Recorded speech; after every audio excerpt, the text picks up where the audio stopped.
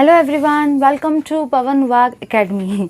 I am Ankita और आज के क्लास में हम लोग देखेंगे आपका नेक्स्ट वाला पार्ट इलेक्ट्रोकेमिस्ट्री वाले चैप्टर का। तो लास्ट वाले क्लासेस में हम लोगों ने डिस्कस कर लिया था एसएचई को, मतलब स्टैंडर्ड हाइड्रोजन इलेक्ट्रोड को। मैंने आपको उसी के साथ साथ हाइड्रोजन गैस इलेक्ट्रोड बताया था और साथ ही साथ मैंने आपको ये भी बताया था कि किसी भी सेल को अगर मुझे लिखना है तो हम लोग क्या क्या पॉइंट्स कवर करते हैं। सबसे पहली चीज़ जो हम लोग कवर करते हैं वो रहता है आपके सेल का रिप्रेजेंटेशन। साथ ही साथ हम लोग देखते हैं कि आपका वहाँ पे कैथोड कौन सा होगा, एनोड कौन सा होगा, इलेक्ट्रोलाइट कौन सा होगा, सेल के रिएक्शन कौन से होंगे, ओवरऑल सेल रिएक्शन क्या रहेगी, नेट सेल रिएक्शन इसी का मतलब क्या रहेगा। साथ ही साथ हम लोग देखेंगे कि उसके एडवांटेजेस क्या रहते हैं, डिसएडवांटेजेस क्या रहते हैं और उसके फ्यूचर के में एप्लीकेशंस कौन से रहते हैं। तो लास्ट वाले क्लासेस में हम लोगों ने कवर किया था स्टैंडर्ड हाइड्रोजन इलेक्ट्रोड तक के। तो चलिए उसके आगे का हम लोग करते हैं कंटिन्यू। अगर मुझे उसके आगे का कंटिन्यू करना है तो सबसे पहली चीज़ें जो मैं देखूंगी वो रहेगा मेरा गैल्वानिक सेल। गैल्वानिक सेल के कौन से दो टाइप होते हैं। तो चलिए देखेंगे ज़्यादा टाइम वेस्ट किए बिना टाइप्स ऑफ गैल्वानिक सेल। ये पार्ट बहुत ज़्यादा इंपॉर्टेंट है और आपको अगर पता होगा तो पता होगा या नहीं पता होगा मुझे नहीं पता, गैल्वानिक सेल को हम लोग हमारे लाइफ में डेली यूज़ कर रहे हैं। सिर्फ वो बात अलग है कि हमको पता नहीं कि वो गैल्वानिक सेल है, लेकिन हम लोग उसको यूज़ करते हैं। हम लोग उसको काफ़ी एक्सपर्ट बन चुके हैं यूज़ कर करके, लेकिन वो बात अलग है कि हमें पता ही नहीं कि वो गैल्वानिक सेल है। तो चलिए देखेंगे उस पर्टिकुलर थिंग को जो कि बहुत ज़्यादा इंटरेस्टिंग है, क्योंकि हम उसको रेगुलर लाइफ में यूज़ करते हैं। तो इंटरेस्टिंग तो है ही, और साथ ही साथ ये क्लास आपकी वो वाली थिंग को और ज़्यादा इंटरेस्टिंग बना देगा। तो चलिए देखेंगे उस पर्टिकुलर थिंग को। तो जो आपका काम की चीज़ है वो है आपका गैल्वानिक सेल के टाइप्स। तो अब हम लोग देखेंगे आपके types of galvanic cell. Types of galvanic cell.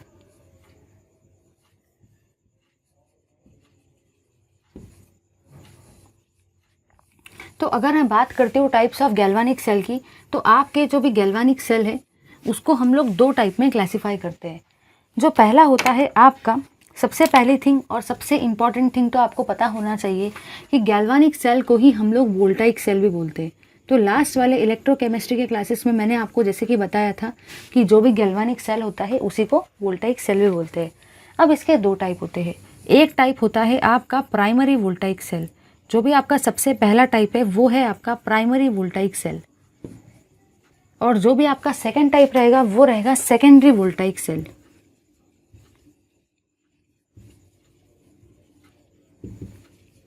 तो वोल्टाइक सेल के मतलब ही गैल्वानिक सेल के आपके दो टाइप्स होते हैं। पहला रहेगा प्राइमरी वोल्टाइक सेल और सेकंड रहेगा आपका सेकेंडरी वोल्टाइक सेल। ठीक है, एक है प्राइमरी तो दूसरा क्या रहने वाला है, सेकेंडरी। लेकिन दिमाग में क्वेश्चन ये आता है कि यार मुझे प्राइमरी और सेकेंडरी समझ तो गया, बट ये प्राइमरी और सेकेंडरी में ऐसा क्या चीज़ आने वाला है, दोनों के दोनों हैं तो वोल्टाइक ही ना, दोनों के दोनों वोल्टाइक सेल के ही तो टाइप है, लेकिन इनमें ऐसा क्या डिफरेंस आएगा, क्योंकि एक का नाम है प्राइमरी एक का नाम है सेकेंडरी। तो चलिए देखेंगे उस पर्टिकुलर डिफरेंस को। तो सबसे पहले अगर मैं बात करती हूँ प्राइमरी सेल की, मतलब ऐसे सेल जिनको मैं रिचार्ज नहीं कर सकती हूँ। एक बार मैं लिख लेती हूँ फिर हम लोग इसको डिटेल में समझ लेंगे। The cell which can not be recharged, the cell which can not be recharge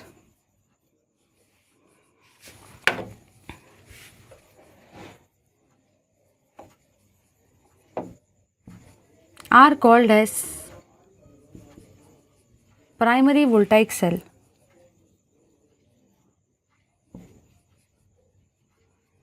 मतलब ऐसे सेल जिनको मैं रिचार्ज नहीं कर सकती हूँ उनको मैं कहती हूँ प्राइमरी वोल्टाइक सेल।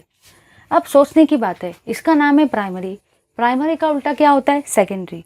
इस सेल को मैं रिचार्ज नहीं कर सकती हूँ, मतलब सेकेंडरी सेल में क्या होने वाला है, उसको मैं रिचार्ज कर सकती हूँ, वही रहेगा ना। तो मैं यहाँ पे लिखूंगी the cell which can be recharge, which can be recharge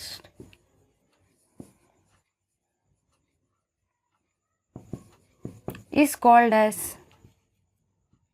secondary voltaic cell।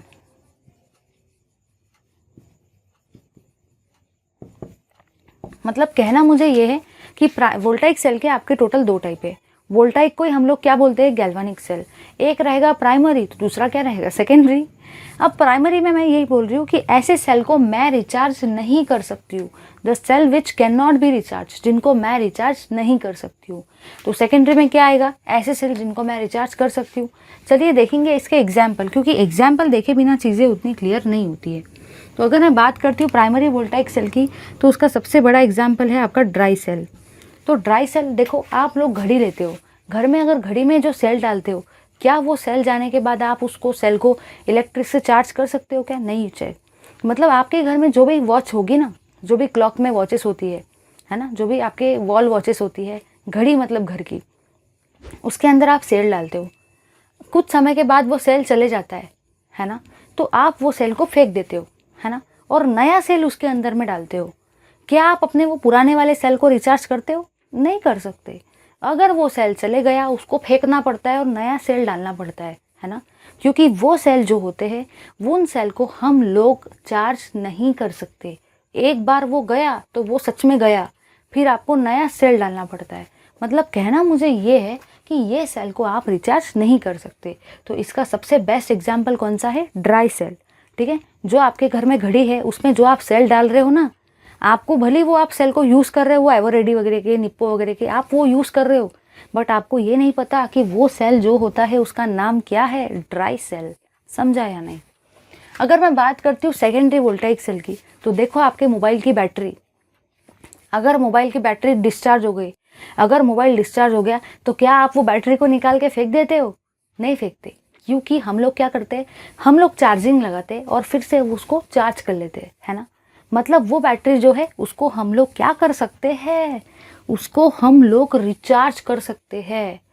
वो जो बैटरी है आपके मोबाइल की या गाड़ी की, उसको हम लोग रिचार्ज कर सकते हैं, है ना। इसलिए वो बैटरी जो रहती है उसको क्या बोलते हैं, सेकेंडरी वोल्टाइक सेल। उसको हमें फेंकने की ज़रूरत नहीं पड़ती है, इलेक्ट्रिक करंट दिया वो फिर से रिचार्ज हो जाती है, जैसे कि आपके मोबाइल की बैटरी। बट क्या घड़ी के सेल को रिचार्ज कर सकते हैं, नहीं कर सकते। समझा या नहीं। तो ये था आपका प्राइमरी वोल्टाइक सेल और सेकेंडरी वोल्टाइक सेल। इसमें आपके रहेंगे लीड स्टोरेज बैटरी, इसके एग्जाम्पल लीड स्टोरेज बैटरी रहेंगे। साथ ही साथ इसका एग्जाम्पल रहेगा निकल कैडमियम बैटरी। ये सारी चीज़ें हम लोग स्टडी करने वाले हैं, इन सब के रिएक्शंस भी स्टडी करेंगे। निकल कैडमियम बैटरी के अलावा आपकी यहाँ पे जो थर्ड टाइप की बैटरी आएंगी वो आएगी मर्क्यूरी बैटरी, और भी बहुत सारी बैटरी, लेकिन एग्जाम्पल देने के लिए मैंने बस 2-3 एग्जाम्पल ही लिए। तो इसका ले लो आप लोग स्क्रीनशॉट। चलिए, अब हम लोगों ने गैल्वानिक सेल के मेजर टाइप्स, मतलब वोल्टाइक सेल के मेजर टाइप्स तो डिस्कस कर लिए। अब हम लोग सबसे पहला जो चीज़ देखेंगे वो रहेगा आपका ड्राई सेल, उसके बाद में लीड स्टोरेज बैटरी, और फिर फ्यूचर के आने वाले सारी की सारी बैटरीज। तो सबसे पहले ज़्यादा टाइम वेस्ट किए बिना स्टडी करेंगे ड्राई सेल को। अपने लैंग्वेज में अगर बोले तो घड़ी में जो सेल हम लोग घर में डालते हैं, आज हम लोग करेंगे उसकी स्टडी। हम लोगों ने उसको डाला है, हम लोगों ने उसको यूज़ किया है, और आज हम लोग को पता भी चल गया कि वो ड्राई सेल है। लेकिन आज हम लोग देखेंगे कि एक्चुअली वो वर्क कैसे करता है। सच में वो ऐसा ही होता है क्या कि घड़ी में सेल डाला और वो जादू हो गया, घड़ी चलने लगी। तो उसमें कुछ पर्टिकुलर रिएक्शन हो रही है, कुछ मैकेनिज्म इन्वॉल्व है। तो चलिए देखेंगे उस थिंग को, चलिए देखेंगे हम लोग इस थिंग को। तो सबसे पहली थिंग जो हम लोग देखने वाले हैं उसका नाम है ड्राई सेल। अब क्या मुझे बार बार बताने की ज़रूरत है कि वो प्राइमरी वोल्टाइक सेल है? बिल्कुल नहीं, क्योंकि आप सबको समझ गया है ये एक ऐसा सेल है जिसको मैं रिचार्ज नहीं कर सकती, इसलिए तो मैंने कहा है घड़ी में डालने वाला सेल। इसी को मैं लिलैक सेल भी बोल सकती हूँ, लेक लैंके सेल। ठीक है, तो ड्राई सेल के 2 नाम है, पहला है ड्राई सेल और सेकंड क्या है, लेक लैंके सेल। अब सबसे इम्पॉर्टेंट थिंग जो है यहाँ पे वो ये है, जैसे कि मैंने आपको बताया कि आप किसी भी सेल को अगर लिखते हो तो सबसे पहली थिंग जो आपको लिखती है वो यहाँ पे ये है कि वहाँ पे कैथोड क्या है। समझ लो, ऐसा नहीं कि लंबी चौड़ी कहानी लिखना है। अगर आपने वो मेजर पॉइंट्स को भी कवर कर दिए ना, तो मैं बोलूँगी कि आपको पूरे मार्क्स मिलेंगे। सबसे पहले आप लोग देखेंगे कैथोड क्या है, एनोड क्या है, हाँ, और उसी के बाद में आप बताओगे इलेक्ट्रोलाइट क्या है, और साथ ही साथ क्या आपने कोई सराउंडिंग पेस्ट यूज़ किया है क्या। तो वो सारी चीज़ें अभी हम लोग देखेंगे। फिर आप बताएंगे रिएक्शन को, फिर सेल के रिप्रेजेंटेशन को, और उसके कुछ 2-3 एप्लीकेशंस को, काम ख़त्म। तो चलिए ज़्यादा टाइम वेस्ट किए बिना देखेंगे उस पर्टिकुलर थिंग को। चलिए देखते हैं इस थिंग को। तो सबसे पहले अगर मैं बात कर रही हूँ ड्राई सेल की, मतलब लेकलैंक सेल की, तो यहाँ पे जो भी मेरा रहेगा एनोड, एनोड जो मेरा रहता है, एनोड रहेगा, यहाँ पे कुछ थिंग, यहाँ पे कुछ मेरा कैथोड रहेगा, यहाँ पे कुछ पेस्ट को मैं यूज़ करूँगी, साथ ही साथ मेरा कुछ इलेक्ट्रोलाइट रहेगा। इतनी चीज़ें मुझे यूज़ करनी है इस पर्टिकुलर सेल में। जो मैं एनोड लूँगी तो एनोड में मुझे लेने का है जिंक का कंटेनर, जिंक मेटल का कंटेनर मुझे लेने का है। तो जो भी मेरा जिंक मेटल का कंटेनर रहेगा, जिंक के मेटल से बना हुआ कंटेनर, उसको मैं क्या बोलूँगी, उसको मैं बोलूँगी एनोड। सेकेंडली अगर मैं बात करती हूँ कैथोड की, तो जो भी मेरा ग्राफाइट है ना, ग्राफाइट इलेक्ट्रोड, उसको मैं एज ए कैथोड की तरह यूज़ करूँगी। ग्राफाइट मतलब आप सबको पता है ना, जो लीड पेंसिल की आपकी लीड होती है वो भी तो ग्राफाइट की होती है, या अपनी नॉर्मल पेंसिल की लीड जो होती है वो ग्राफाइट की होती है। तो वो आपका इलेक्ट्रोड रहेगा ग्राफाइट का। साथ ही साथ हम लोग यहाँ पे जो पेस्ट यूज़ करेंगे वो पेस्ट रहेगा MnO2 का प्लस कार्बन ब्लैक का। MnO2 का और कार्बन ब्लैक का हम लोग यहाँ पे पेस्ट यूज़ करने वाले हैं, ठीक है। और जो भी यहाँ पे आपका रहेगा इलेक्ट्रोलाइट, इलेक्ट्रोलाइट में हम लोग लेंगे अमोनियम क्लोराइड और ZnCl2 का पेस्ट,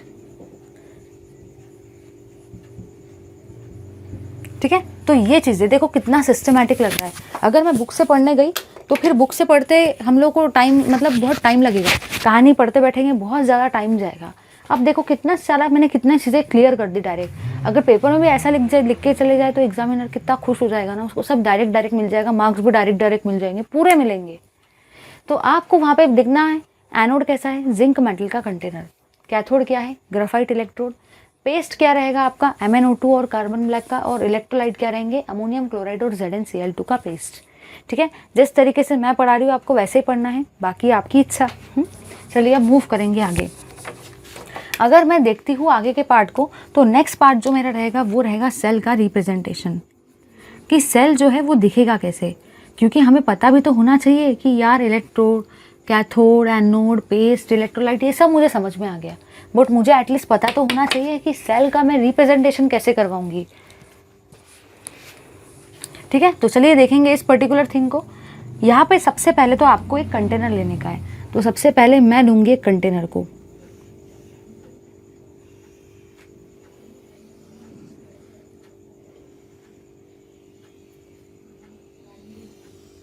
ये है मेरा कंटेनर।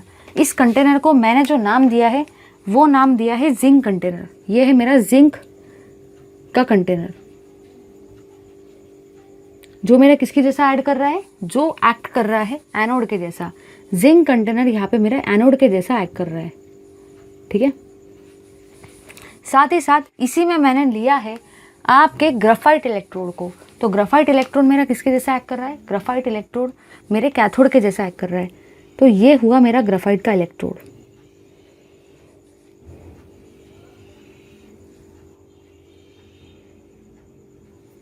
ये जो सेंटर में है ना, ये वाला, ये हुआ मेरा ग्राफाइट का इलेक्ट्रोड, ठीक है। मैं इसको मेंशन कर देती हूँ कि this is your graphite electrode.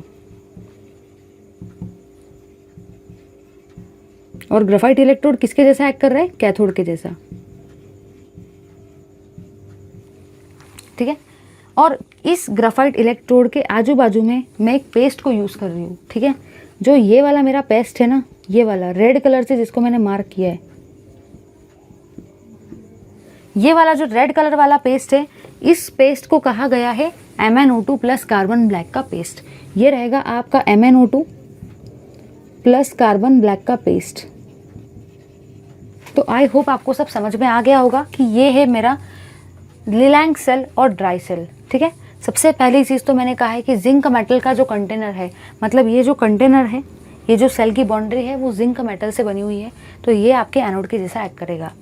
जो भी आपका ग्राफाइट इलेक्ट्रोड है वो आपके कैथोड के जैसा एक्ट करेगा, मतलब ये वाला जो आपका इलेक्ट्रोड है वो कैथोड के जैसा एक्ट करेगा, ठीक है। जो भी आपका MnO2 और कार्बन ब्लैक का पेस्ट है वो यहाँ पे रहेगा। याद रखना है, पेस्ट तो पता है हम लोग को, लेकिन याद रखना है कि वो पेस्ट है, तो वो यहाँ पे रह जाएगा आपका MnO2 प्लस कार्बन ब्लैक का पेस्ट। और लास्ट में आपको क्या दे रखा है, इलेक्ट्रोलाइट, मतलब NH4Cl प्लस ZnCl2। अब मैंने आपको हमेशा से बताया है कि किसी भी सेल में दो चीज़ें होती है, किसी भी सेल की अगर मैं बात कर रही हूँ तो पहली चीज़ रहती है इलेक्ट्रोड और सेकंड चीज़ रहती है इलेक्ट्रोलाइट। तो मैंने आपको बताया इलेक्ट्रोड में रॉड आता है और इलेक्ट्रोलाइट में सॉल्यूशन रहता है, ये बेसिक में भी कवर हुआ था। अब यहाँ पे आपका इलेक्ट्रोलाइट है अमोनियम क्लोराइड प्लस Cl2, मतलब ये जो भी आपका रहने वाला है यहाँ पे,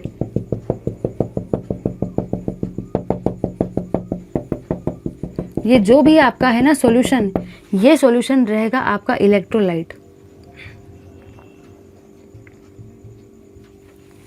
तो इस तरीके से ये हुआ आपका representation of the dry cell और लेकलैंग सेल। इसको एक मैं बाउंड्री बना देती हूँ।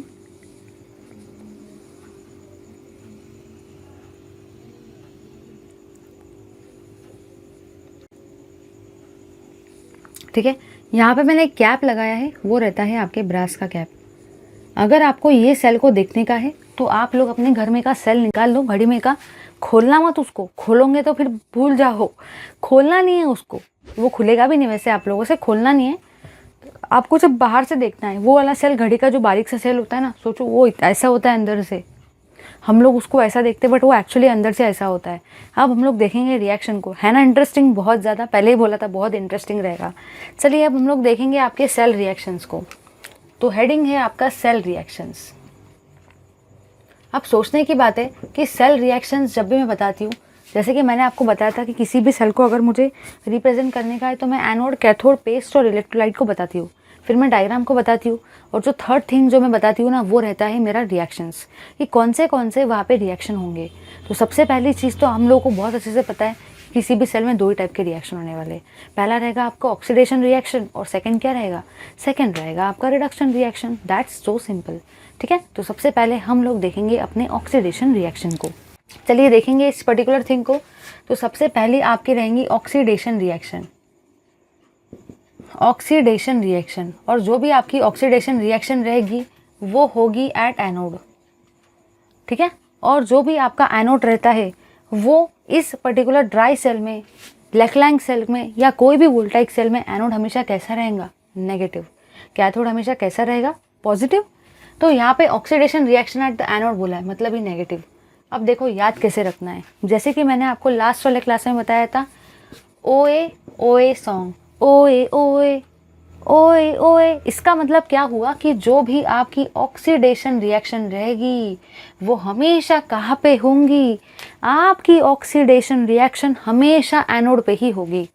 चाहे सन इधर से निकले या उधर से निकले, बट ऑक्सीडेशन रिएक्शन हमेशा एनोड पे ही होंगी।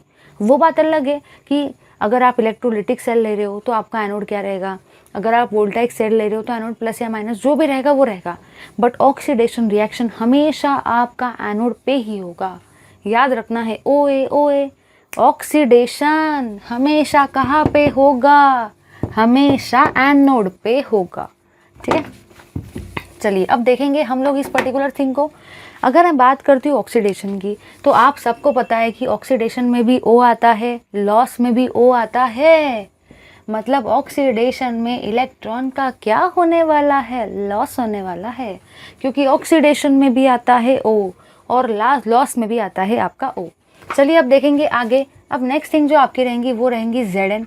अगर ये जो Zn है ये आपको देगा Zn2 प्लस 2 इलेक्ट्रॉन्स। जैसे कि आप सबको पता है कि Zn जो होता है वो +2 वाले ऑक्सीडेशन स्टेट में क्या होता है, स्टेबल होता है। तो जो भी आपका Zn रहेगा वो आपके 2 इलेक्ट्रॉन को देगा और Zn2+ देगा। सबसे पहली और सबसे काम की चीज़ जो है वो यहाँ पे ये है कि ये है ऑक्सीडेशन रिएक्शन।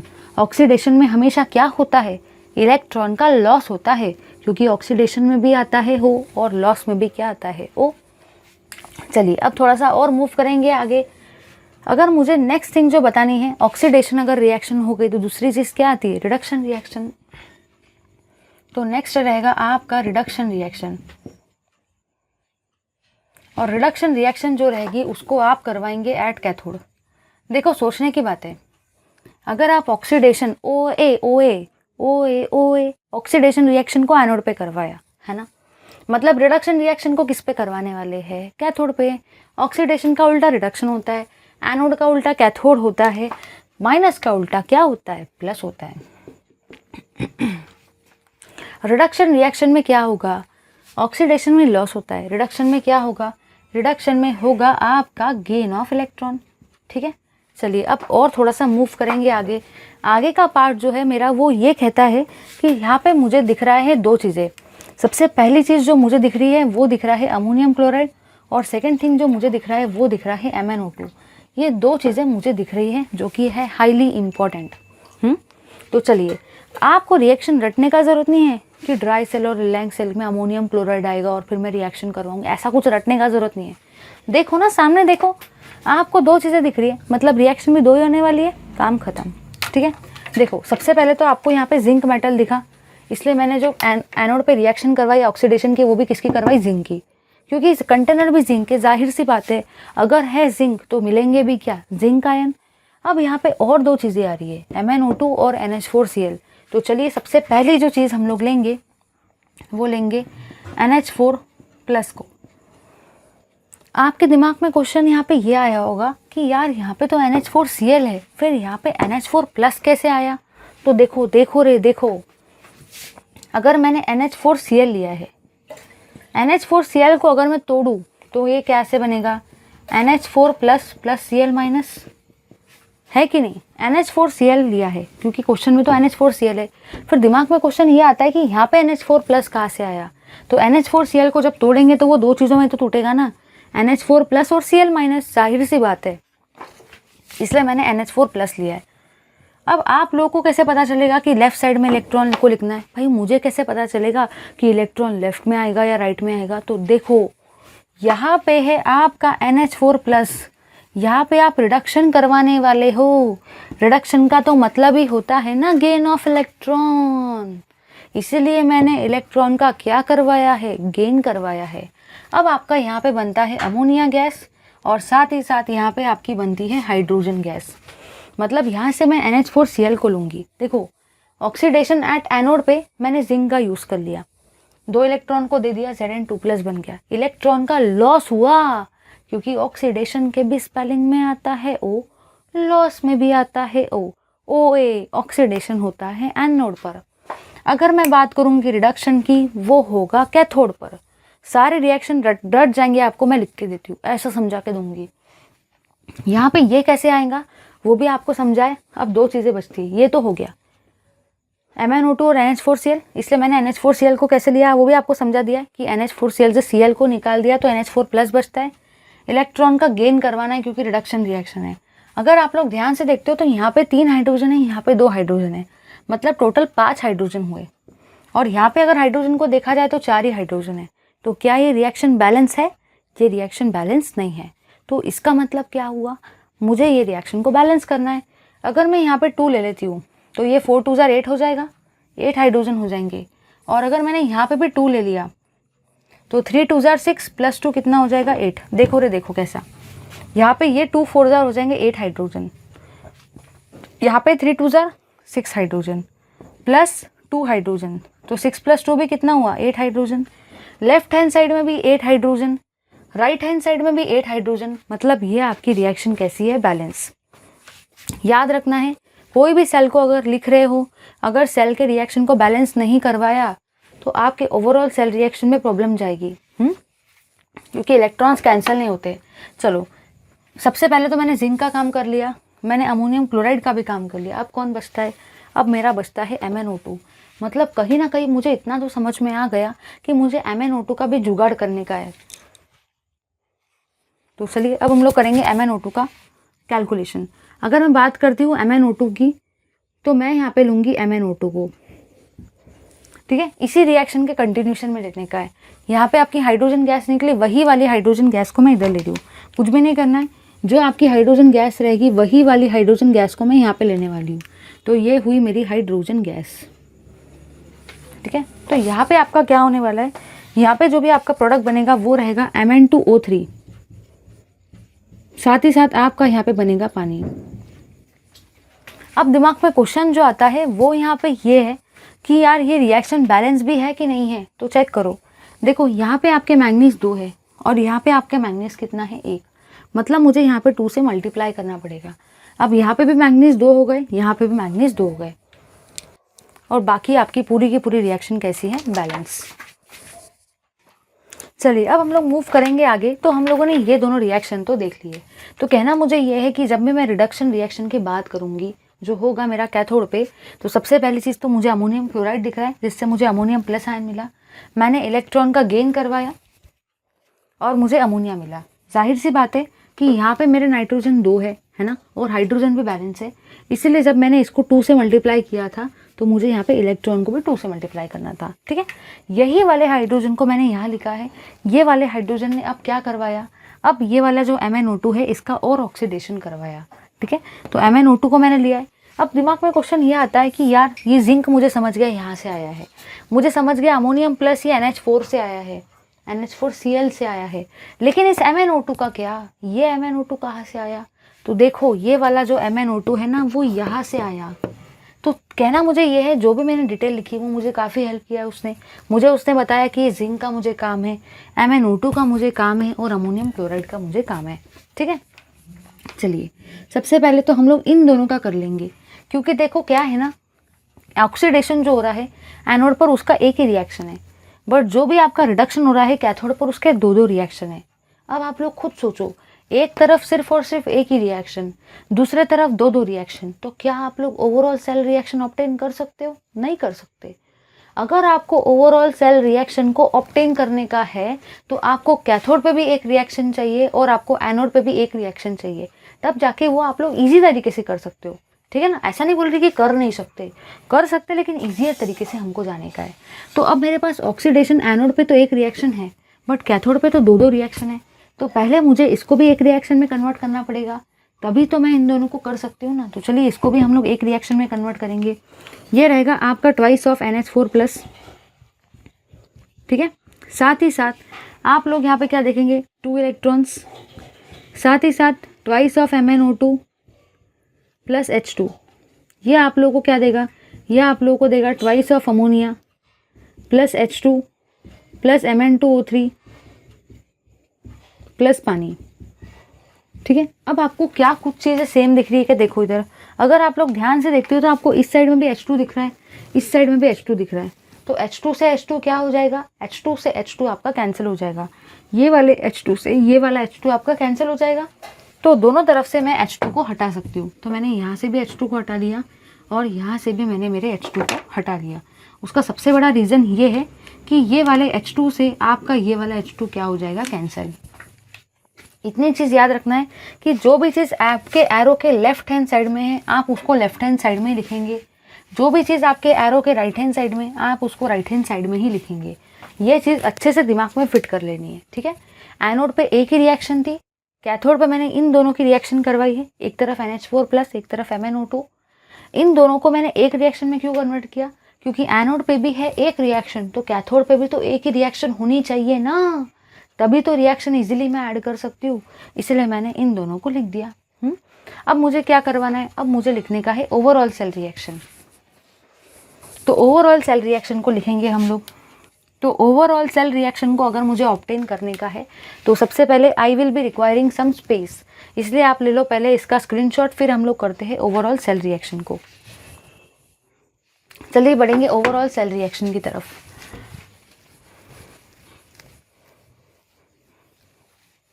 अगर मैं बात करती हूँ ना ओवरऑल सेल रिएक्शन की, ओवरऑल सेल रिएक्शन, देखो याद रखना है कि ओवरऑल सेल रिएक्शन जो होता है इसी को हम लोग नेट सेल रिएक्शन भी बोलते हैं। ओवरऑल सेल रिएक्शन को ही हम लोग नेट सेल रिएक्शन भी बोलते हैं। ठीक है, चलिए और मूव करेंगे आगे। अगर मैं बात करती हूँ आगे की, तो यहाँ पे जो मैंने जाना वो ये है कि नेट सेल रिएक्शन में सबसे पहली आपकी रिएक्शन कौन सी रहेगी, ऑक्सीडेशन की। तो सबसे पहले जो हम लोग लिखेंगे वो रहेगा आपका ऑक्सीडेशन रिएक्शन, सेकेंड रहेगा आपका रिडक्शन रिएक्शन। अगर मैं बात करती हूँ ऑक्सीडेशन रिएक्शन की, तो ऑक्सीडेशन में आपकी कौन सी रिएक्शन हो रही है, Zn gives Zn2+ plus 2 electrons. अब मुझे रिडक्शन की बात करनी है, तो दिमाग में क्वेश्चन आएगा यार ये लिखूँ कि ये लिखूँ। तो याद रखना है एनोड की एक रिएक्शन लिखे तो कैथोड की भी तो एक ही रिएक्शन लिखेंगे ना, तो हम लोग ये वाली रिएक्शन लिखेंगे, twice of NH4+ plus 2 electrons plus twice of MnO2 gives twice of NH3 plus Mn2O3 plus पानी। ये वाली चीज़ को मुझे लिखना है। चलिए अब मुझे लिखने का है ओवरऑल सेल रिएक्शन, तो मैं इसको भी इरेज कर देती हूँ। अगर मैं बात करती हूँ ओवरऑल सेल रिएक्शन की, मतलब करना क्या है, ओवरऑल को नेट बोलते हैं, मतलब क्या करने वाले, टोटल करने वाले। ऑक्सीडेशन वाले रिएक्शन को, रिडक्शन वाले रिएक्शन को टोटल करेंगे। चलिए अगर मैं इसका टोटल करने जाऊँ तो मैंने यहाँ पे ये देखा कि लेफ्ट हैंड साइड में है 2 इलेक्ट्रॉन्स, राइट हैंड साइड में 2 इलेक्ट्रॉन्स, तो ये दोनों क्या हो गए, कैंसिल। फिर आपको देखना है कि क्या ऐसी कोई चीज़ है जो लेफ्ट हैंड साइड और राइट हैंड साइड में कैंसिल होती है, तो उसको कर लेना, ठीक है। तो अब हम लोग देखेंगे कि इसके प्रोडक्ट कौन से। तो एरो के लेफ्ट हैंड साइड में जो आएगा वो आपको यहाँ लिखने का, लेफ्ट हैंड साइड में। तो पहली चीज़ आपको दिख रही है Zn, सेकेंड चीज़ आपको दिख रही है ट्वाइस ऑफ NH4 1+, तीसरी थिंग आपको दिख रही है ट्वाइस ऑफ MnO2। अगर मैं बात करती हूँ यहाँ पे, तो यहाँ पे मुझे दिख रहा है Zn2+ plus twice of ammonia plus Mn2O3 plus पानी। तो ये हुई मेरी overall cell reaction dry cell की। एक बार इसको क्रॉस टैली कर लेते। चलिए हम लोगों ने जो लिखा है वो एक्यूरेट है, एकदम करेक्ट है। तो सबसे पहली चीज़ आपको याद रखनी है, ऑक्सीडेशन मतलब इलेक्ट्रॉन का लॉस, रिडक्शन मतलब इलेक्ट्रॉन का गेन। यहाँ पे ये दोनों कहाँ से है मैंने बता दिया है, ठीक है। अमोनियम प्लस और MnO2, ये वाले हाइड्रोजन को मैंने यहाँ यूज़ किया है और ये वाले रिएक्शन को ऑब्टेन किया है। यहाँ पे ये दोनों से एक क्यों बनाया, क्योंकि ये भी है एक रिएक्शन तो ये भी एक ही रहेगी। तो चलिए इन दोनों को हम लोगों ने लिख लिया, इलेक्ट्रॉन को इलेक्ट्रॉन से कैंसिल कर लिया और एज इट इज़ लिख दिया। एरो के लेफ्ट हैंड साइड में लेफ्ट हैंड साइड वाला, राइट हैंड साइड में राइट हैंड साइड वाला। याद रखना है कोई भी सेल में सेल रिएक्शन ओवरऑल मतलब ही नेट लिखना बहुत ज़रूरी है। अब देखेंगे इसके कुछ एप्लीकेशंस की, कहाँ पे इसका यूज़ होता है। तो जो भी आपके ड्राई सेल होते हैं उनका आप लोग यूज़ करते हो अलग अलग टाइप के डिवाइसेस में। आपके घर में की जो भी वॉचेस है ना, आप उसमें भी इस ड्राई सेल को यूज़ करते हो। साथ ही साथ देखो आप लोग देखते हो कहीं पे रेडियोज़ लेके जाते हो, आप लोग घूमने फिरने जाते हो तो वो रेडियो रहते हैं, है ना। तो वो रेडियो में भी आप लोग इस टाइप की बैटरी का यूज़ कर सकते हैं। टेप रिकॉर्डर्स में भी यूज़ किया जाता है। तो ये सारी चीज़ों में हम लोग सेल का यूज़ करते हैं। लेकिन देखो क्या है ना, ये ड्राई सेल तो है बट मेरे ख्याल से ठीक है, बट ड्राई सेल उतना कुछ हमारे काम का नहीं, क्योंकि इसको यूज़ कर लिया, ये ख़त्म हो गया तो फेंकना पड़ता है, इसको रिचार्ज नहीं कर सकते, है ना। घड़ी का सेल गया तो उसको फेंक देते ना, क्योंकि वो ड्राई सेल है। तो ये था आपका ड्राई सेल। आई होप आपको बहुत मज़ा आया होगा इसको पढ़ने में, क्योंकि ये चीज़ हम लोग यूज़ करते आए, बट आज हमने देखा कि ये इतने से सेल में भी क्या क्या होता है, उस सेल को अंदर से भी देखा कि कैसा दिखता है। तो ले लो इसका स्क्रीनशॉट। चलिए अब हम लोगों ने ड्राई सेल को तो डिस्कस कर लिया। अब हम लोग देखेंगे सेकेंड टाइप को वोल्टाइक सेल के, जिसका नाम है सेकेंडरी वोल्टाइक सेल। जैसे कि मैंने आपको बताया, सेकेंडरी वोल्टाइक सेल मतलब वो सेल होता है जो अगर ख़त्म हो जाए, जो अगर डिस्चार्ज हो जाए तो मैं फिर से उसको रिचार्ज कर सकती हूँ, तो वो रहता है आपका सेकेंडरी वोल्टाइक सेल। अब हम लोग देखेंगे कि सेकेंडरी वोल्टाइक सेल के कौन से टाइप्स होते हैं, उनके टाइप्स में कैसे क्या होता है, कैसा ऑपरेशन होता है, उसका रिएक्शंस क्या क्या होती है, वो सारी चीज़ें अब हम लोग देखेंगे अपने नेक्स्ट पार्ट में, जो कि है सेकेंडरी वोल्टाइक सेल। देखते हैं उस चीज़ को, देखेंगे सेकेंडरी वोल्टाइक सेल को।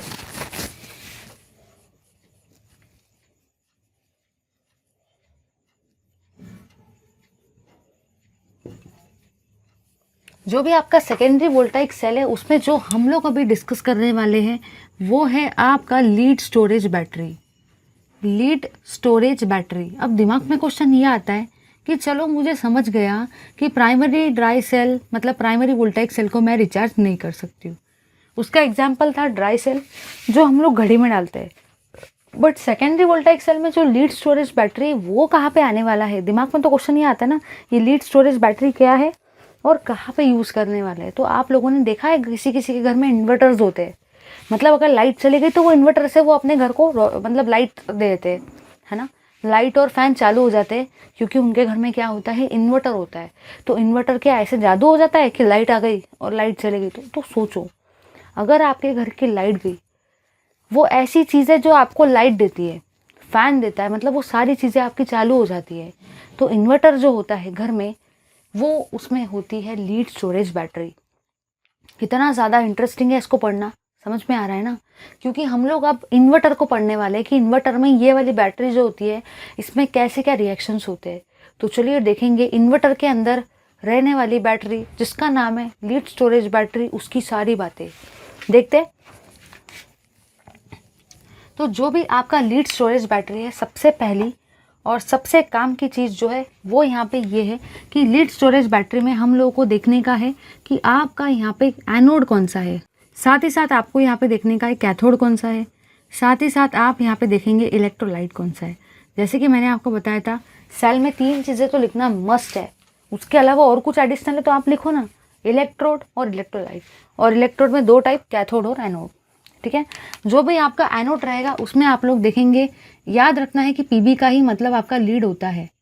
ठीक है, तो जो भी आपका लीड है, मतलब जो भी आपका पीबी है पैक्ड विथ स्पॉन्जी लीड, जो भी पीबी रहेगा वो रहेगा पैक्ड विथ स्पॉन्जी लीड। समझा या नहीं? तो जो भी आपका लीड रहेगा अगर मैं उसको पैक कर देती हूँ स्पॉन्जी लीड से, मतलब इतना ये सब तो कहने की बात है, बट अगर मैं सीधी सीधी लैंग्वेज में बात करूँ तो बस मुझे यहाँ पे लीड की बात करनी है और कुछ भी नहीं। जो भी आपका नॉर्मली लीड के प्लेट्स रहेंगे ना उसको आप बोलेंगे एनोड। ठीक है, ये तो कहानी है कि स्पॉन्जी लीड होती है, वो सब दिखाने की बात है। इतना समझ लो कि लीड जो रहेगा वो आपका क्या है, वो आपका एनोड है। अगर मैं बात करती हूँ कैथोड की तो वहाँ पे आपका रहेगा पीबी विथ PbO2। जो भी आपका लीड रहेगा उसको मैं PbO2 से ये कर दूंगी। जो भी आपका पीबी रहेगा मतलब जो भी आपका लीड रहेगा विथ PbO2 उसको मैं बोलूँगी कैथोड। साथ ही साथ यहाँ पे आप लोग जो इलेक्ट्रोलाइट यूज़ करने वाले हो वो रहेंगे 38% H2SO4 सॉल्यूशन। अब देखो बहुत सारे स्टूडेंट ऐसे होते हैं जिनको पता नहीं होता है कि 38% याद पेपर में याद नहीं आया तो क्या करेंगे, तो कोई फ़र्क नहीं पड़ता। ये 38% नहीं लिखा ना तो भी चल जाता है, बट वहाँ पे H2SO4 सॉल्यूशन लिखना ज़रूरी है। तो कहना मुझे क्या है कि एनोड में अगर मैं बात करती हूँ तो एक है आपका lead pack with spongy lead, मतलब ये लीड ही समझो उसको, ज़्यादा दिमाग नहीं लगाना है।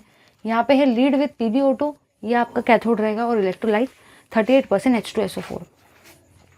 सबसे पहली और सबसे काम की चीज़ जो यहाँ पे है वो है उसका सेल रिप्रेजेंटेशन। तो अब हम लोग देखेंगे सेल के रिप्रेजेंटेशन को लीड स्टोरेज बैटरी के। तो चलिए देखेंगे इस पर्टिकुलर थिंग को। तो ये है सबसे पहले तो आपका कंटेनर। सबसे पहले तो हम लोग हमेशा कंटेनर को लेते हैं क्योंकि कंटेनर ही हम लोग को एक्चुअली आइडिया दे देता है। ठीक है, अब कंटेनर में मैंने 2 टाइप के कंटेनर्स यहाँ पे लिए, मतलब 2 टाइप के इलेक्ट्रोड मेरे रहेंगे, क्योंकि आपको दिख रहा है 2 टाइप के इलेक्ट्रोड है, एक है आपका एनोड, एक है आपका कैथोड। ठीक है, तो इस तरीके से मैंने 2 टाइप के इलेक्ट्रोड लिए।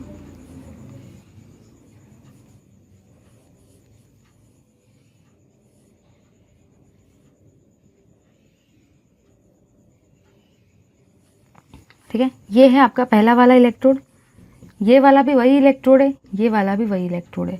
ठीक है, ये तीनों इलेक्ट्रोड को मैंने कनेक्ट कर दिया एक दूसरे के साथ में। ठीक है, और ये जाएगा आपका यहाँ पे। अब जो भी आपकी सेकंड थिंग है, और यहाँ पे अब जो भी आपकी सेकंड थिंग है इसको मैंने कनेक्ट किया है आपके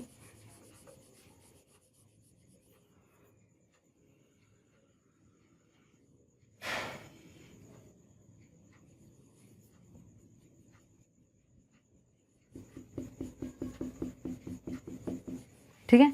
अब जो आपकी सेकंड थिंग है, सेकंड थिंग जो मैं लेने वाली हूँ वो रहेंगी ये वाली थिंग।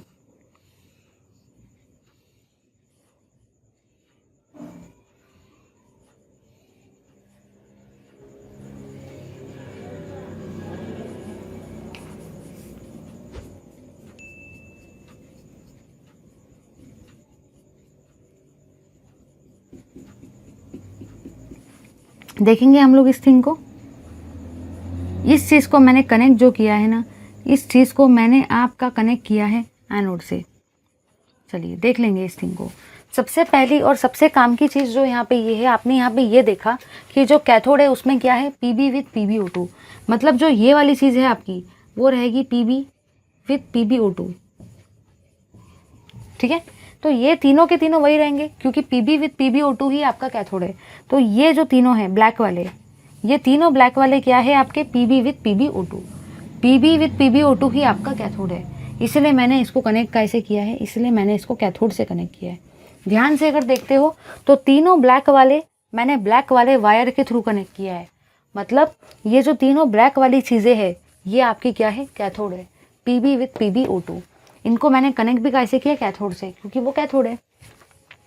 अगर मैं बात करती हूँ ब्लू वाले की, मतलब ये वाले की, ये है आपका P B pack with spongy lead. तो ये रहेगा आपका पीबी, मतलब ये भी आपका पीबी रहेगा, ये भी आपका पीबी रहेगा। ब्लू कलर वाले सारे क्या है, पीबी है, मतलब सिर्फ और सिर्फ वो आपकी क्या है, लीड है, ठीक है। ये है आपकी पीबी।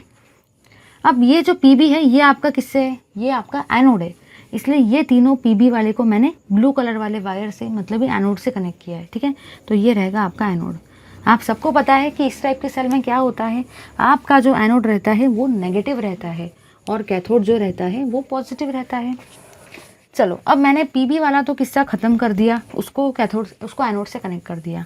मैंने पीबी और PbO2 वाला भी किस्सा ख़त्म कर दिया, उसको मैंने कैथोड से कनेक्ट कर दिया। अब जो बचता है वो है इलेक्ट्रोलाइट।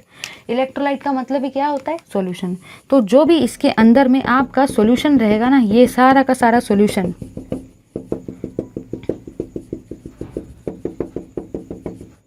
ये सारा का सारा सॉल्यूशन जो आपका है ये रहेगा आपका 38% H2SO4। तो इस तरीके से मैंने इस लीड स्टोरेज बैटरी को मतलब इस सेकेंडरी वोल्टाइक सेल को रिप्रेजेंट करवा दिया है। कुछ भी नहीं करना है, कंटेनर को लेना है, ठीक है।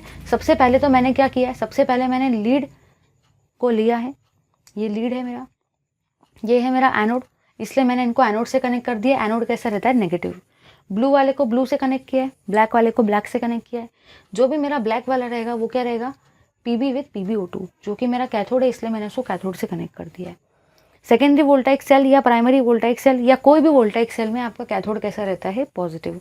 इलेक्ट्रोलाइट 38% H2SO4, इसलिए मैंने उसको भी कर दिया रिप्रेजेंट। चलिए और बढ़ेंगे आगे।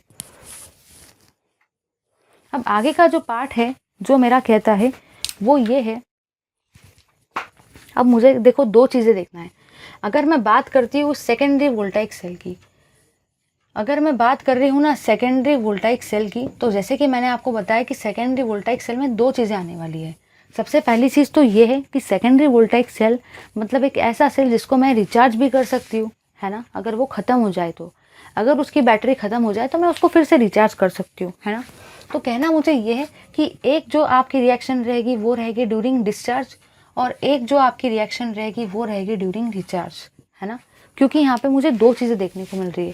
ड्राई सेल में क्या हो रहा था, ड्राई सेल में सारे रिएक्शन आपके डिस्चार्ज वाले थे, क्योंकि हम उसको रिचार्ज तो नहीं कर सकते।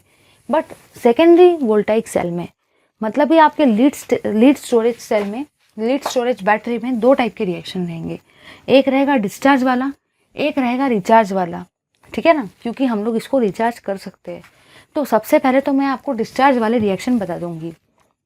अब आप सोचेंगे यार ये कितना टफ है, डिस्चार्ज वाले रिएक्शन भी पढ़ना है, रिचार्ज वाले रिएक्शन भी पढ़ना है, मेरा दिमाग तो काम करना चाहिए। तो भूल जाओ इस चीज़ को। सबसे पहली और सबसे काम की चीज़ वो ये है जिसको सुन के आप एकदम खुश हो जाएंगे। वो चीज़ ये है कि अगर आपको डिस्चार्ज वाले रिएक्शन आ जाते हैं तो डिस्चार्ज वाले रिएक्शन का उल्टा ही करना है रिचार्ज में। मतलब अगर आपको ये रिएक्शन आ गए डिस्चार्ज वाली, इस रिएक्शन का उल्टा यहाँ कर देंगे, क्योंकि डिस्चार्ज का उल्टा क्या होता है, रिचार्ज। मतलब डिस्चार्ज में आने वाले सारे रिएक्शन का उल्टा काय में होगा, रिचार्ज में। मतलब अगर आपको ये समझ जाए तो ये तो आप लोग खुद ही एक झटके में लिख सकते हो। तो चलिए देखेंगे इस पर्टिकुलर थिंग को। मेरे होते हुए आपको ये एक भी रिएक्शन टफ नहीं जाएगी, इसकी मैं आपको गारंटी देती हूँ। चलिए देखेंगे इस थिंग को। तो ये रहेगी आपकी डिस्चार्ज वाली रिएक्शंस ड्यूरिंग डिस्चार्ज। जब भी आपका डिस्चार्ज होगा सेल तो उसके वक्त आपकी ये वाली रिएक्शन रहेगी, ठीक है। देखो क्या होगा, मैं आपको ऐसे समझा के दूंगी कि आपको वो सारी चीज़ें ऑटोमेटिकली अपने आप ही क्लियर हो जाएगी। सबसे पहली थिंग जो आपकी यहाँ पे रहेगी वो ये रहेगी, सबसे पहली थिंग जो हम लोग यहाँ पे स्टडी करेंगे वो रहेगी आपकी oxidation at anode. Oxidation at anode. अब काम की चीज़ जो है वो यहाँ पे ये है, आपको फिट कर लेना है OA। मतलब ऑक्सीडेशन हमेशा आपका कहाँ पे होगा, एनोड पे होगा। OA ऑक्सीडेशन एनोड पर, ठीक है। और एनोड आपका कैसे रहता है, एनोड आपका रहता है नेगेटिव। चलिए देखेंगे इस रिएक्शन को। सबसे पहली और सबसे काम की चीज़ ये है कि ऑक्सीडेशन वाले रिएक्शन में होता क्या है, ऑक्सीडेशन में भी आता है O और लॉस के स्पेलिंग में भी आता है O। मतलब वहाँ पे आपके इलेक्ट्रॉन का लॉस होता है। तो चलिए अब हम लोग देखेंगे, यहाँ से लेंगे हम लोग PB, ठीक है। PB जो है वो 2 इलेक्ट्रॉन को लॉस करेगा और आपको क्या देगा, Pb2+। सबसे पहली और सबसे काम की चीज़ यहाँ पे ये है, ऑक्सीडेशन हो रहा है OA, एनोड पर हो रहा है, एनोड रहता है नेगेटिव। ऑक्सीडेशन में भी आता है O, लॉस के स्पेलिंग में भी आता है O, मतलब ऑक्सीडेशन में आप इलेक्ट्रॉन का लॉस करवाते हो। यहाँ पे आपको दिख ही रहा है एनोड पर कौन है, Pb है। ये रिएक्शन एनोड पर हो रही है, मतलब जाहिर सी बात है मुझे यहाँ पे Pb को लेना है, इलेक्ट्रॉन को लॉस करवाना है। और Pb भी हमेशा 2 इलेक्ट्रॉन को लॉस करता है और उसके ऊपर Pb2+ आता है क्योंकि वो स्टेबल होता है। ठीक है, अब क्या होगा देखो, यहाँ पे क्या होता है ना, यहाँ पे एक एडिशनल स्टेप आ जाती है जो कि रहती है आपकी प्रेसिपिटेशन की स्टेप। Pb2+ जो रहते हैं, Pb2+ भाई साहब SO4 2- के साथ में कंबाइन होकर PbSO4 फिर से बना लेते हैं। अब ये जो होता है ये आपका प्रेसिपिटेट होता है, इसलिए इस रिएक्शन को हम लोग बोलते हैं प्रेसिपिटेशन रिएक्शन।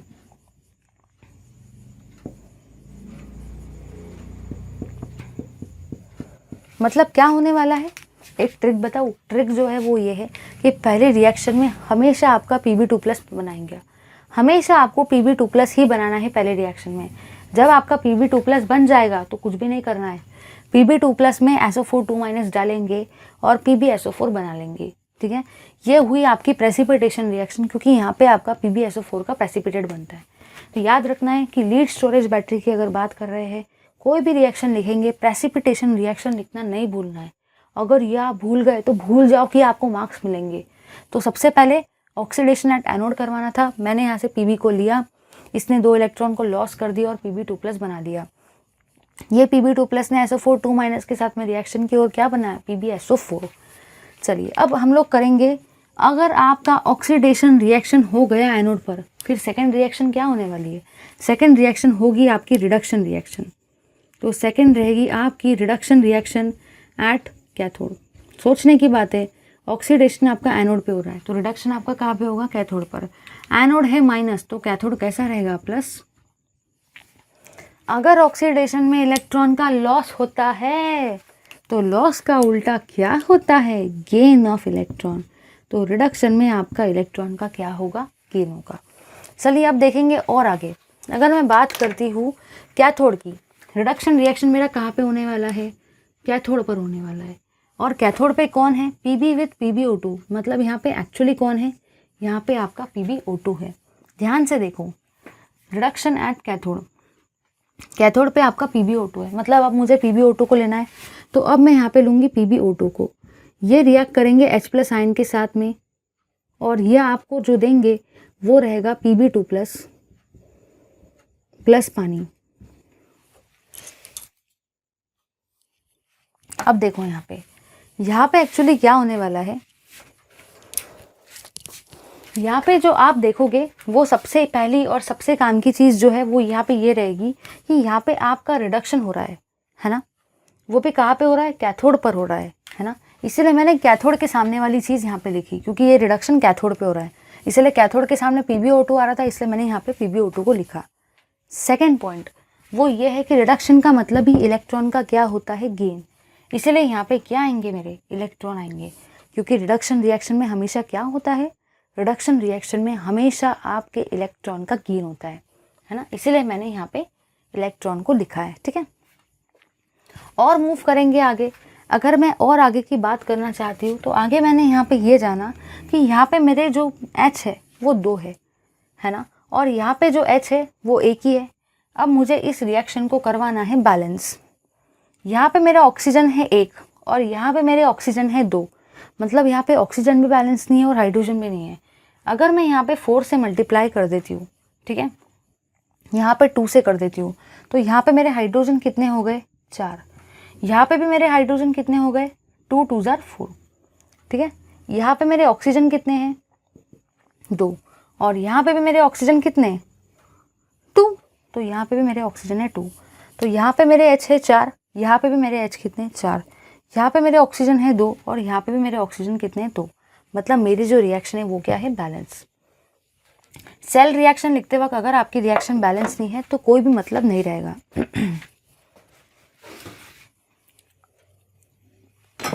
चलिए अब हम लोग देखेंगे आगे। अब ये वाली रिएक्शन तो मैंने लिख दी, करना कुछ भी नहीं था। जब मैंने बात की थी एनोड पर तो मैंने इलेक्ट्रॉन का लॉस करवाया था, क्योंकि आपको पता है। अब मैंने ये करवाया, फिर मैंने आपको बताया कि कसम खा लो कि लीड स्टोरेज बैटरी में हमेशा प्रेसिपिटेशन रिएक्शन करवाने की है, इसलिए मैंने करवाई प्रेसिपिटेशन रिएक्शन। यहाँ पे भी इस चीज़ को लिख दी। आपने अभी कसम खाई कि आप लीड स्टोरेज बैटरी में कौन सी रिएक्शन करवाने वाले हो, प्रेसिपिटेशन रिएक्शन। तो चलिए यहाँ पे भी करवाएंगे प्रेसिपिटेशन रिएक्शन को।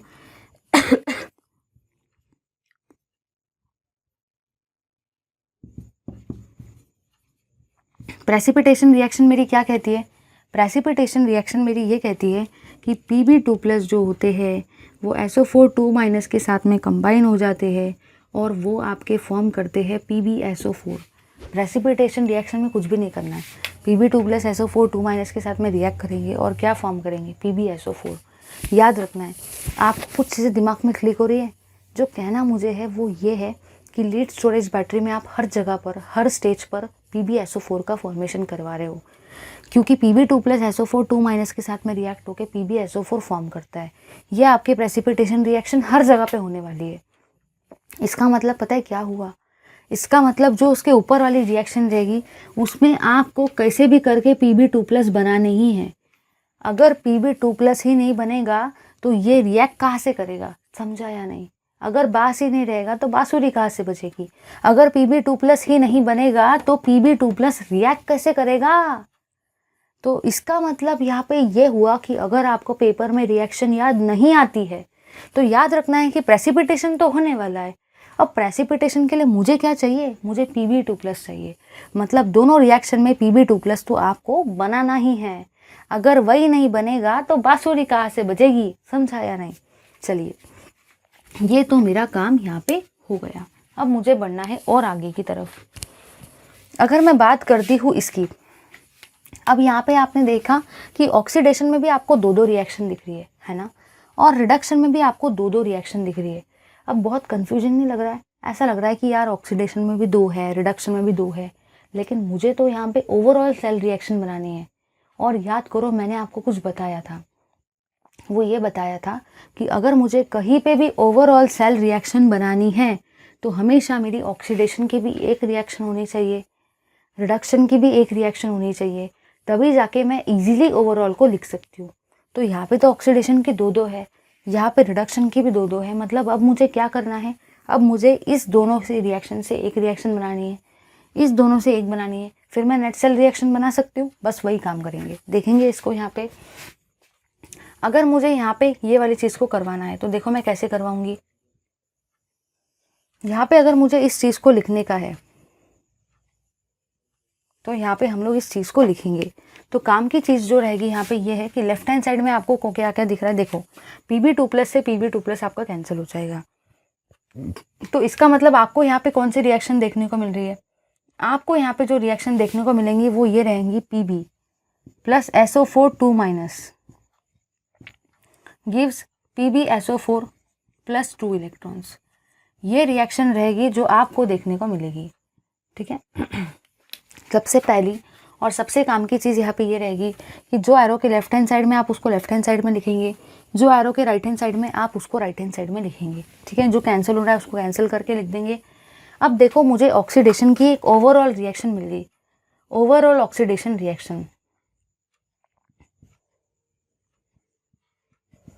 मतलब कहना मुझे ये है अपने लैंग्वेज में कि ऑक्सीडेशन की दो रिएक्शन से मैंने अपने लिए एक रिएक्शन बना ली।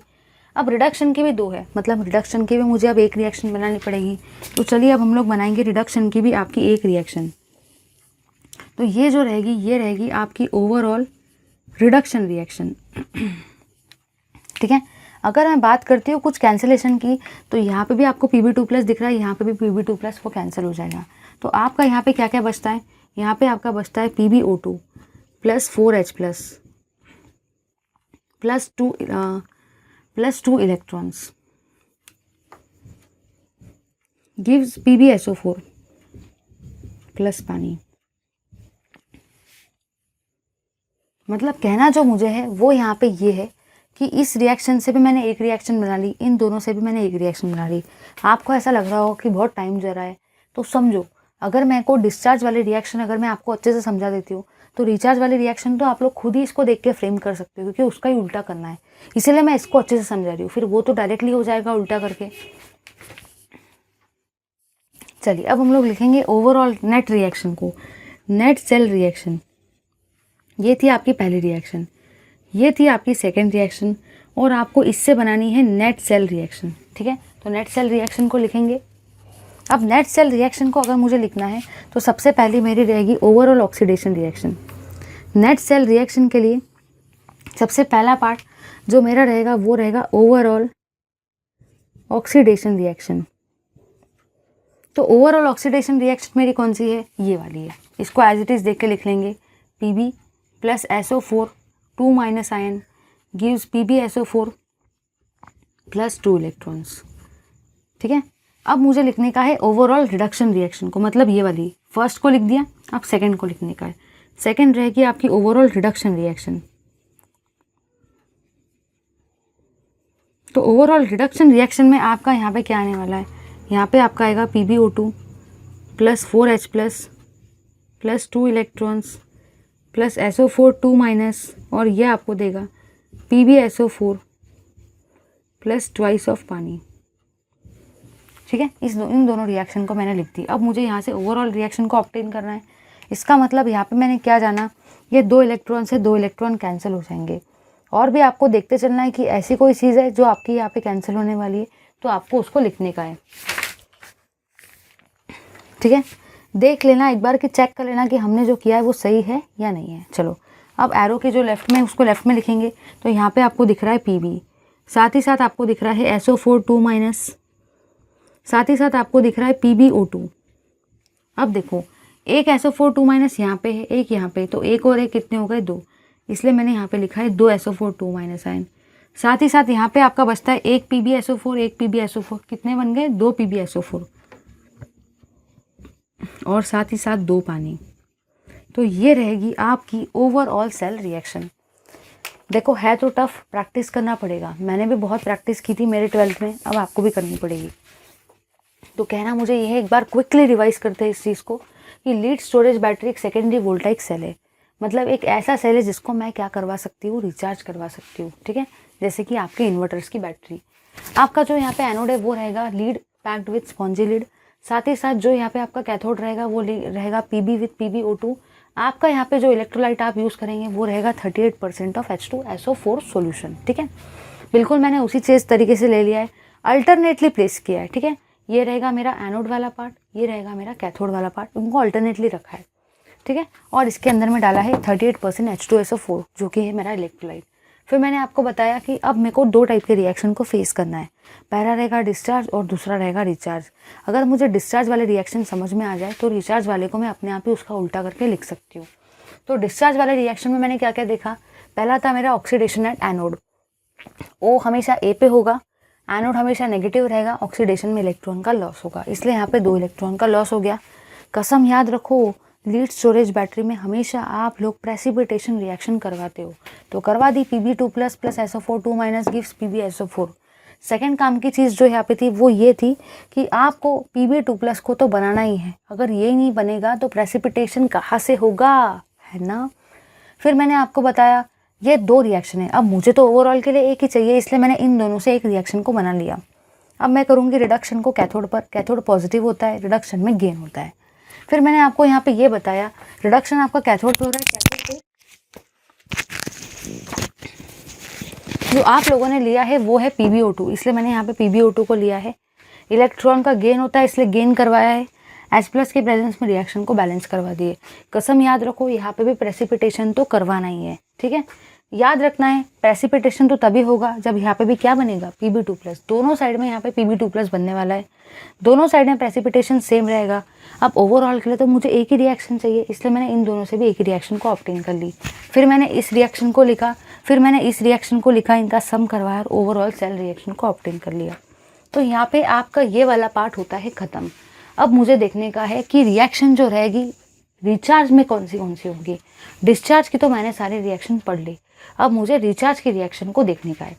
चलिए देखेंगे इस पर्टिकुलर थिंग को, इसका स्क्रीनशॉट ले लो। अब सबसे पहली और सबसे काम की चीज़ जो यहाँ पे है वो ये है, इतनी सारी माथापच्ची करने की ज़रूरत नहीं है यहाँ पे। अगर एक है डिस्चार्ज, तो डिस्चार्ज का उल्टा क्या रहता है, रिचार्ज। तो सेकंड जो रहेगा मेरा वो रहेगा रिएक्शंस ड्यूरिंग रिचार्ज, मतलब रिचार्जिंग के वक्त कौन सी रिएक्शंस मेरी होंगी, वो रहेगा मेरा रिएक्शन ड्यूरिंग रिचार्ज। ठीक है, चलिए देखेंगे। देखो क्या करना है, ध्यान से देखो, ध्यान से आपको यहाँ पे ये देखना है। यहाँ पे देखो क्रॉस मार्क कर रही हूँ मैं। क्रॉस मार्क का कुछ मतलब है। क्रॉस मार्क का मीनिंग जो है वो ये है कि सबसे पहली रिएक्शन आपकी कौन सी रहेगी, पहली रिएक्शन आपकी रहेगी ऑक्सीडेशन एट एनोड। ठीक है, जो भी आपकी सेकेंड रिएक्शन रहेगी वो क्या रहेगी, सेकेंड रिएक्शन रहेगी आपकी रिडक्शन एट कैथोड। ये चीज़ तो फिक्स ही, ये कभी चेंज नहीं होने वाला है।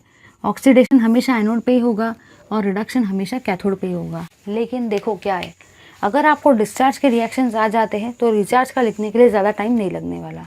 पेपर में अगर लीड स्टोरेज बैटरी पूछी है तो पहले आंखें खोल के देखो डिस्चार्ज के लिए पूछा है या रिचार्ज के लिए। अगर रिचार्ज के लिए पूछा है और आप डिस्चार्ज वाला दे के आ गए, भले ही आपने पूरा लिखा होगा लेकिन मैं आपको 0 मार्क दूंगी और एग्जामिनर भी 0 मार्क देगा, क्योंकि उसने रिचार्ज के लिए पूछा है और अगर डिस्चार्ज के लिए दे दिया तो गलत हो जाएगा। ध्यान से देखना है रिचार्ज है या डिस्चार्ज है। चलिए अब क्या करने का है, बहुत सिंपल है, 2 मिनट का काम है बस। इस वाली रिएक्शन को यहाँ लिखेंगे, इस वाली रिएक्शन को यहाँ पे लिखेंगे, क्योंकि डिस्चार्ज का उल्टा क्या होता है, डिस्चार्ज का उल्टा होता है रिचार्ज। तो इसको यहाँ लिखेंगे, इसको यहाँ लिखेंगे। लेकिन सुनो, जब भी आप इस रिएक्शन को लिखेंगे ना तो याद रखना है इसको ऐसा करके लिखना है। मतलब कहना मुझे ये है, इस वाली रिएक्शन को आपको यहाँ लिखना है, इस वाली रिएक्शन को आपको यहाँ लिखना है, क्योंकि आप लोग क्या करवा रहे हो, आप लोग उल्टा करवा रहे हो, क्योंकि डिस्चार्ज का उल्टा रिचार्ज होता है। ये वाला पार्ट इधर जाएगा, ये वाला पार्ट इधर जाएगा। लेकिन जब आप रिएक्शन को लिखोगे ना तो राइट हैंड साइड वाले को लेफ्ट हैंड साइड में लिखेंगे और लेफ्ट हैंड साइड वाले को राइट हैंड साइड में। फिर से सुनो, लेफ्ट हैंड साइड वाले को राइट हैंड साइड में लिखेंगे, राइट हैंड साइड वाले को लेफ्ट हैंड साइड में। अब देखो, मेरे को डायरेक्टली ओवरऑल रिडक्शन रिएक्शन लिखने की है, यहाँ पे मैं लिखूंगी overall reduction, overall oxidation reaction. Directly overall लिखेंगे, ज़्यादा झंझट नहीं करने का, क्योंकि हम लोग ने छोटी छोटी रिएक्शंस को देख लिया। पेपर में भी आप डायरेक्ट लिख सकते हो, यहाँ पे ऑक्सीडेशन एट एनोड, यहाँ पे रिडक्शन एट कैथोड। मुझे ये वाली रिएक्शन को यहाँ पे लिखना है क्योंकि मैंने क्रॉस बनाया है। ठीक है, अब सुनो, इसको लिखते वक्त मुझे उल्टे तरीके से लिखना है। तो राइट हैंड साइड में कौन है, PbSO4, और राइट हैंड साइड में कौन है, 2 पानी। लेफ्ट हैंड साइड में कौन है, PbO2।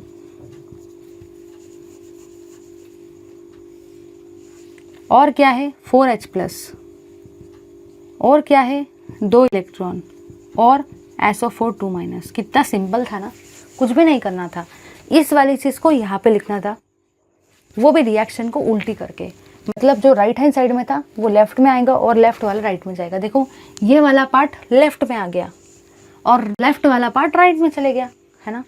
चलो अब मुझे रिएक्शन एट कैथोड लिखने का है। तो वापस जब ये वाला पार्ट इधर गया तो ये वाला पार्ट इधर आएगा, क्योंकि मेरे को क्या करने का है, क्रॉस। ये वाला पार्ट इधर आएगा। अब ये वाले पार्ट को भी इधर लिखना है, तो कैसे क्या करने का है, राइट हैंड साइड वाला जाएगा लेफ्ट हैंड साइड में और लेफ्ट हैंड साइड वाला जाएगा राइट हैंड साइड में। चलो लिखेंगे PbSO4। ठीक है, साथ ही साथ इसमें डालेंगे 2 इलेक्ट्रॉन्स को और ये आपको देगा Pb+SO4 2- आयन। समझा या नहीं, कहना मुझे ये है कि राइट हैंड साइड वाला पार्ट आपका जाएगा लेफ्ट हैंड साइड में और लेफ्ट हैंड साइड वाला पार्ट आपका जाएगा राइट हैंड साइड में। कुछ भी नहीं करना है, ठीक है। दोनों तरफ ऐसा ही किया, ये इधर गया, ये इधर गया, राइट वाला लेफ्ट में लिखेंगे और लेफ्ट वाला राइट में। चलो अब आपके दिमाग में क्वेश्चन ये आ रहा होगा, मैं सच में क्या इससे ओवरऑल बनाते बैठूंगी? बिल्कुल नहीं बनाने वाली हूँ। अगर मुझे यहाँ पे नेट सेल रिएक्शन लिखने की है तो डायरेक्टली नेट सेल रिएक्शन भी आप उसी का उल्टा कर दो ना। नेट सेल रिएक्शन भी आपको क्या करने का है, इसी का उल्टा करने का है। चलो इसी का उल्टा हम लोग नेट सेल रिएक्शन में कर देंगे। चलो करेंगे। राइट वाला कहाँ पे जाएगा, लेफ्ट में, लेफ्ट वाला कहाँ पे जाएगा, राइट में। तो यहाँ पे आपका आ रहा है ट्वाइस ऑफ PbSO4 प्लस आपका आ रहा है ट्वाइस ऑफ पानी। ये राइट हैंड साइड में था तो ये लेफ्ट में आ गया और लेफ्ट वाला जो था वो राइट में जाएगा, Pb+SO4 2- ion plus 4H+ plus PbO2। आप इसको फ्यूचर में H2SO4 में भी कन्वर्ट कर सकते हो, ठीक है। तो देखो क्या क्या करना है। अब मुझे इतना सारा काम करने की ज़रूरत नहीं है, इसका ओवरऑल जो था ना वही मैंने यहाँ लिख दिया क्रॉस करके, राइट वाला लेफ्ट में, लेफ्ट वाला राइट में। इसका जो ओवरऑल था वही मैंने यहाँ पे लिख दिया, राइट वाला लेफ्ट में, लेफ्ट वाला राइट में। अब जो ये रिएक्शन थी ना, यहाँ पे मुझे एडिशन करते नहीं बैठना है, ये ओवरऑल का यहाँ मैंने उल्टा कर दिया, राइट वाला लेफ्ट में, लेफ्ट वाला राइट में। इन चीज़ों को हम लोग यूज़ कहाँ पे करते, लीड स्टोरेज बैटरी को हम लोग 2 चीज़ों के लिए यूज़ करते हैं। सबसे पहली थिंग जो हम लोग इसको यूज़ करते हैं वो हम लोग यूज़ करते हैं डायरेक्ट करंट के सोर्स के लिए, डायरेक्ट करंट के सोर्स के लिए। और सेकंड जो हम लोग इसको यूज़ करते हैं वो हम लोग यूज़ करते हैं इन्वर्टर्स में, ठीक है। आई होप मैंने आपको अपना पूरा बेस्ट लेवल देने की कोशिश की, जितने बेस्ट तरीके से मैं समझा सकती थी मैंने अपना 101% दिया है। Thank you very much for watching this video. आपको कुछ भी नहीं करना है, बस आपको इसके रिगार्डिंग लाइक करना है और कमेंट करना है। आपके कमेंट मेरे लिए बहुत ज़्यादा मोटिवेटिंग होते हैं। मैं सुबह उठते से कमेंट्स पढ़ती हूँ, तो please do comment, like and subscribe to our channel. Thank you very much.